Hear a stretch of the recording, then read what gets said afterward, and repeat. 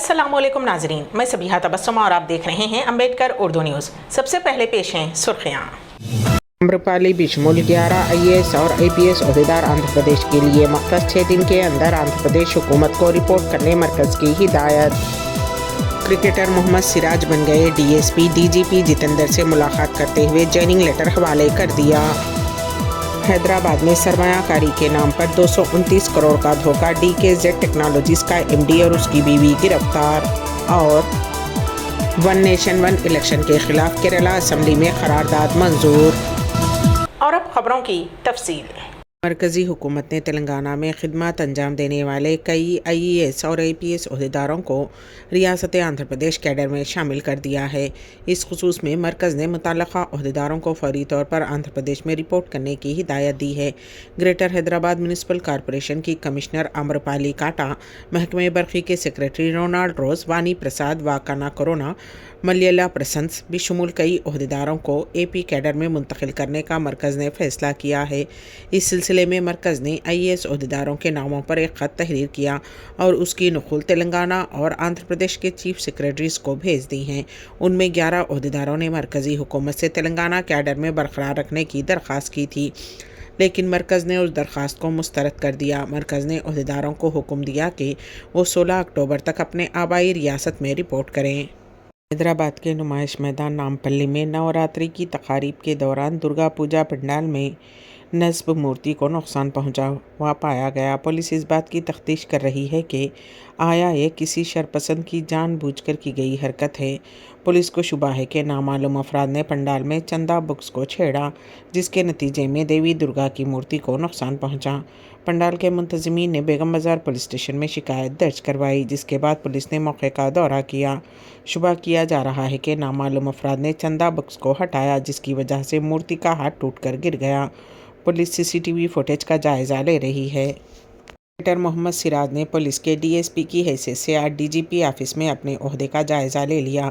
उन्होंने रियासती DGP जितेंद्र से मुलाकात करते हुए जॉइनिंग लेटर हवाले किया। इस मौके पर सिराज ने रियासती हुकूमत और पुलिस डिपार्टमेंट का खुसूसी शुक्रिया अदा किया। चीफ मिनिस्टर रेवंत रेड्डी ने टीम इंडिया के क्रिकेटर मोहम्मद सिराज को ज़मीन और सरकारी नौकरी देने का ऐलान किया था। इस साल अगस्त में जुबली हिल्स रोड नंबर 78 पर 600 मुरब्बा गज़ ज़मीन सिराज को अलाट करने के लिए रेवेन्यू डिपार्टमेंट ने अहकामात जारी किए थे। हाल ही में सिराज को DSP की पोस्ट भी दी गई है।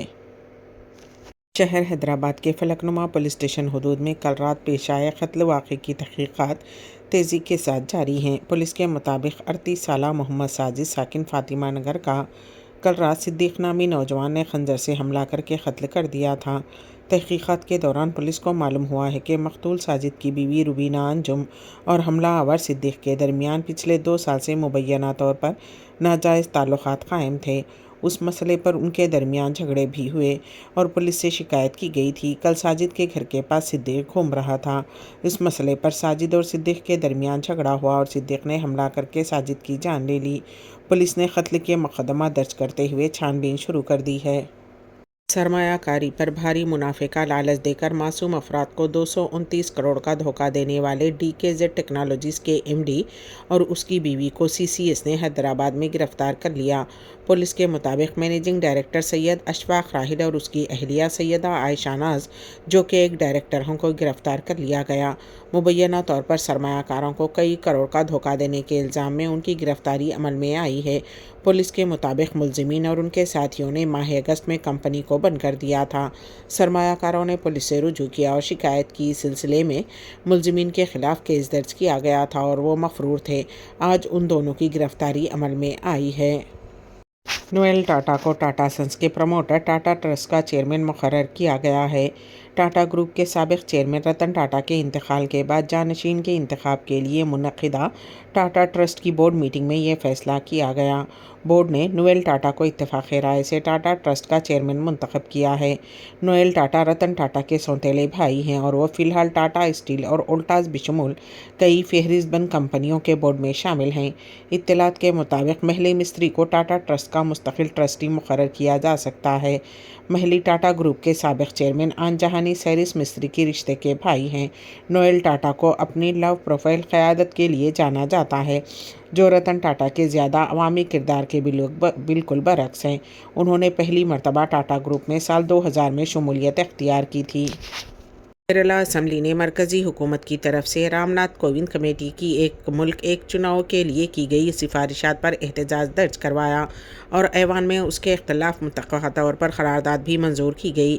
ریاست کے چیف منسٹر پنرائی وجین کی طبیعت ناساز ہونے کی وجہ سے ریاستی مقننہ امور کے وزیر ایم بی راجیش نے اسمبلی کے طریقہ کار کے قاعدے 118 کے تحت تحریک پیش کی اور ایک ملک ایک انتخاب کو غیر جمہوری اور غیر آئینی قرار دیا۔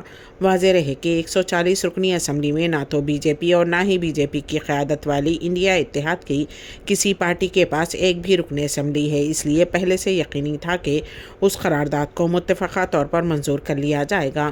قرارداد پیش کرتے ہوئے ریاستی وزیر راجیش نے کہا کہ اگر ایسی کوشش حقیقت بن جاتی ہے تو اس سے ہندوستان کا وقافی ڈھانچہ کمزور ہوگا اور ملک کی متنوع پارلیمانی جمہوریت سے سمجھوتا ہوگا۔ انہوں نے یہ بھی کہا کہ کووند کمیٹی کی رپورٹ میں اخراجات کو کم کرنے کا ذکر ہے۔ انہوں نے کہا کہ ایسا کرنے کے اور بھی طریقے ہیں۔ یہ اقدام اقتدار کو مرکزی بنانے کی کوشش ہے، جو RSS اور بی جے پی کا ایجنڈا ہے۔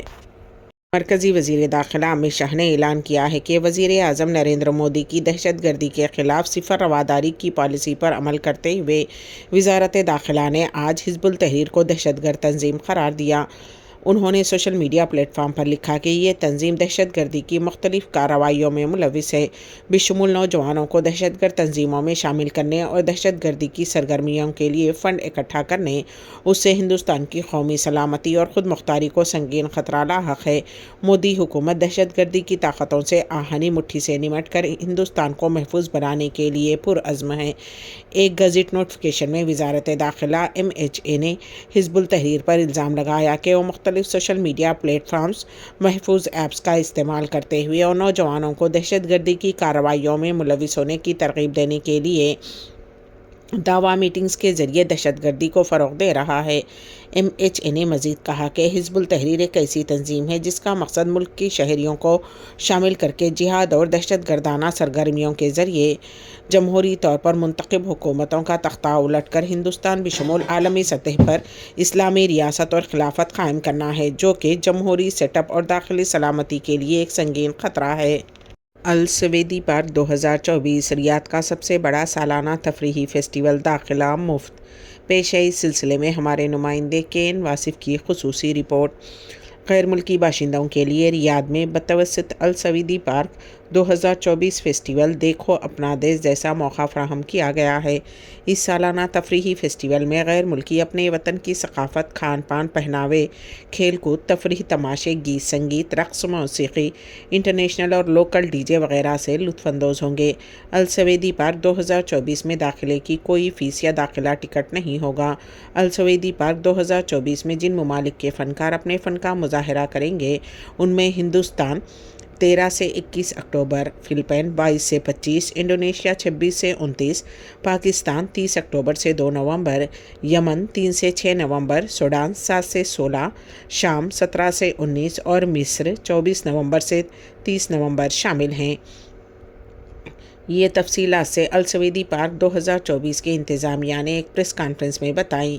اس صحافتی کانفرنس میں مختلف پروگرام سے واقف کروانے والوں میں ساری شعبان، فرح، سلیمان اور فہیم وغیرہ شامل تھے۔ اس 49 روزہ فیسٹیول میں کرکٹ کے شائقین کی دلچسپی، ہندوستانی کرکٹر سری ناتھ اور عمران ملک، پاکستان کے شعیب ملک اور سرفراز احمد، بنگلہ دیش کے محمد ریاض اور تمیم اقبال کو مدعو کیا گیا ہے، جن سے شائقین ملاقات اور ان کے کرکٹ کھیل سکیں گے۔ ہندوستان کے معروف موسیقار و گلوکار ہمیش ریشمیا، سلیکامبلی پاٹل اور ریمی بھٹائی ریپر، پاکستان کے Asim Azhar youngster rapper, Khumariyaan band, جبکہ بنگلہ دیش سے نگار بالول جیمز اور سویریشی سبرینا اپنے فن کا مظاہرہ کریں گے۔ بچوں کی تفریح کے خصوصی کارنیول، اسٹیج پروگرام اور کھیل کے میدان ہوں گے۔ عوام کی دلچسپی کے لیے اس سال فیسٹیول میں بہت سارے نئے فیچرز کا اضافہ کیا گیا ہے۔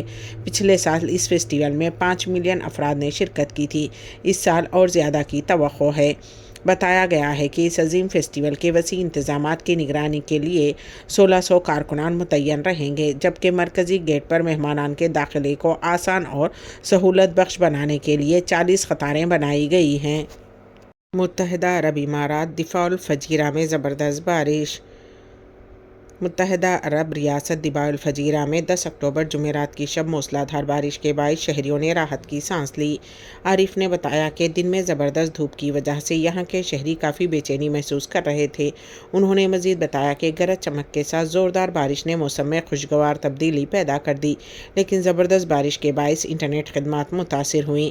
عوام کو ایک دوسرے سے رابطہ کرنے میں دشواریاں پیش آئیں۔ بارش کے باعث متعدد مقامات پر ٹریفک کو بھی جام دیکھا گیا۔ امبیڈکر اردو نیوز کے اختتام سے قبل دوبارہ سرخیوں پر ایک نظر۔ امرپالی بشمول 11 IAS اور IPS عہدیدار آندھرا پردیش کے لیے مختص 6 دن کے اندر آندھرا پردیش حکومت کو رپورٹ کرنے مرکز کی ہدایت۔ کرکٹر محمد سراج بن گئے DSP، DGP جتیندر سے ملاقات کرتے ہوئے جوائننگ لیٹر حوالے کر دیا۔